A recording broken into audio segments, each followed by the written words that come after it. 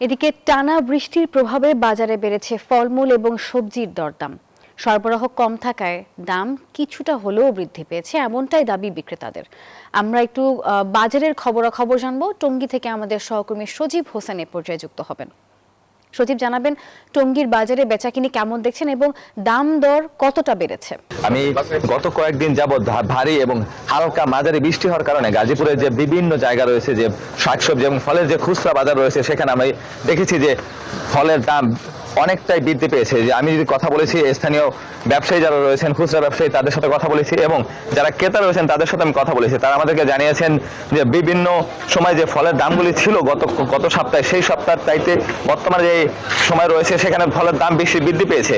আমি যদি বলে রাখি, গাজীপুরের যে বিভিন্ন এলাকা রয়েছে, কলেজ গেট, টঙ্গী, চেরাখালী, বোটবাজার, কোনাবাড়ি এবং বাইপাস সহ এবং উত্তরার বিভিন্ন জায়গায় আমি ঘুরেছি এবং দেখেছি যে অপ্রত্যাশিতভাবে যে জলাবদ্ধতা সৃষ্টি হয়েছে, যে কারণে বিভিন্ন যে কাঁচা বাজার রয়েছে এবং যে কাঁচা শাকসবজি রয়েছে সেখানে এবং যে ফলমূলের যে বাজারগুলো রয়েছে সেখানে তাদের যে নিত্য প্রয়োজনীয় ফলগুলি রয়েছে বাজার, সেই ফলের দাম বৃদ্ধি পেয়েছে। এছাড়াও যদি আরেকটু বলে রাখি, আমাদেরকে পাইকারি ব্যবসায়ীরা জানিয়েছেন যে বর্তমানে যে বিভিন্ন যে ট্রাক যুগে যে বিভিন্ন জেলা থেকে যে ফলমূল আসছে এবং তার পরিবহন ব্যয় বেড়ে যাচ্ছে এই ভোগান্তির জন্য, এই জনভোগান্তি এবং জলাবদ্ধতার জন্য, এর জন্য ফলের দাম অনেকটা বৃদ্ধি পেয়েছে বলে আমাদেরকে জানিয়েছেন। এছাড়া আমরা কথা বলেছি যেমন কাঁচা বাজারে কাঁচা যে শাকসবজি রয়েছে এবং যে ফলমূলের যে খুচরা ব্যবসায়ী রয়েছে তাদের সাথে, তারা আমাদেরকে জানিয়েছেন বর্তমানে সরবরাহ কম থাকায় এবং বাজারে পর্যাপ্ত পরিমাণে ফল না থাকার কারণে ফলের দাম অনেকটা বৃদ্ধি পাচ্ছে এবং কাঁচামালের দামও সেই হিসাবে বৃদ্ধি পাচ্ছে।